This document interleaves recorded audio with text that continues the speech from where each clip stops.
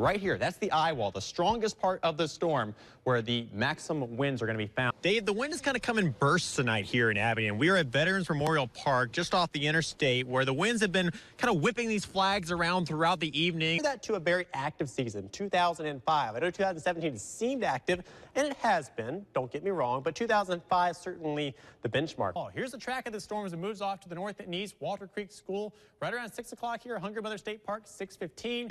And I'm looking around the sky here, and you can actually see a few planets and stars. Some of this data hasn't ever been used before, so. No, this is, you know, your forecasters are going to be going like black and white television, HDTV. Some warmer air mixing in with this cooler air. So when you have the warmer air aloft, cooler air further down at the surface, you get some freezing rain. We are at exit 34, which is right where the Walmart Supercenter is if you're driving along Interstate 26. You know just how cool, and I'll also detail the areas most at risk for those gusty winds tonight. It's coming up in just a couple minutes.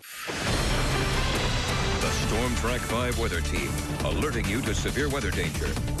Well, it's getting into that time of the year when you wake up in the morning, you get out to your car, and you're like all amped up to go, and then you see sights like this. Check out this video that came in from Jeff Hall this morning. I'm going to loop it here real quick, and you're going to see the unwelcome sight of a lot of drivers this morning. That was frost on the windshields of many cars as you tried to head off to school, maybe head off to work this morning early. Temperatures dropped down into the 30s early this morning, but hey, we recovered nicely in the afternoon. We got up into the 60s officially, 66 degrees for our high today in the Tri-City, 65 in Abingdon, and around 61 in Wise, Richland, some of 50s across the high country of North Carolina. I want to know, have you turned on your heat yet? Have you maybe just kept the windows open during the day, or have you had to turn on the AC or the heat, at night? Join the conversation. Post it on my Facebook page. Got a question up there where you can join in and let me know some of your thoughts, and I'll share some of those later coming up tonight on News 5 on Fox. Mainly clear, cold, a little bit patchy frost tonight with temperatures dropping down into the 30s. Light winds expected overall. That's the recipe for these temperatures in the 30s, 34 towards Marion, 35 in Lebanon, generally around 37, 38 degrees across the metro tomorrow morning. Frost potential towards the medium to high category for Wednesday morning, but pretty low for Thursday or Friday. We're going to see temperatures a couple degrees warmer, likely in the low 40s, so not expecting a ton of frost as you wake up on your Thursday or Friday morning. Tomorrow, though, temperatures in the 30s. You head off to work, head off to school. Kids likely needing that coat again. Generally around 40 degrees for most of northeast Tennessee, a couple degrees cooler across southwest Virginia. Tomorrow, 70s, 72 degrees, 70 towards Irwin, 71 Elizabethton. It's upper 60s across the high country of North Carolina and Tennessee. Generally in the upper 60s as you go across southwest Virginia towards the Kentucky and Virginia state line. We're looking for 70 in Gate City and around 71 in Abingdon with 68 degrees in Marion for your Wednesday. High pressure is over us, and it's going to slowly shift off towards the east and go into Wednesday and Thursday. What that is going to do is allow for a little bit more moisture to work into our region as we go into the weekend, Saturday, Sunday especially, ahead of a cold front. That cold front and associated areas of low pressure are going to produce some rainfall as we go into the day Monday and Tuesday. But before that, check it out. A very dry stretch of weather moving in. About 1, 2, 3, 4, 5 days of no rainfall and temperatures above normal going into Monday and Tuesday. There's that rain chance, about a 50% chance right now.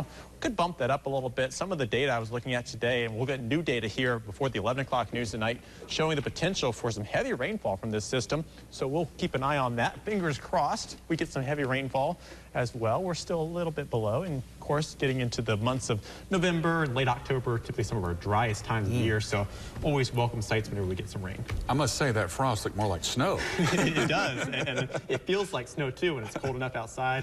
I'm not a fan of either of them personally, but hey, it's fall, cooler weather moving in. And around here, a lot of it depends on where you live specifically. For sure, those valleys sometimes drop down much colder than some of the surrounding areas. So, Thank you very much, Ricky. Most people who go out on the lake are looking for a nice, relaxing time. Maybe catch up on their tan or do a little wakeboarding. But for some people, that's just not good enough. Jimmy Ashby is the owner of Soho Excursions, which is based out of Sportsman's Marina. The jet blade industry, it's still fairly new, and so it's a growing industry. So you see a lot of it, down south and everything, more tropical regions.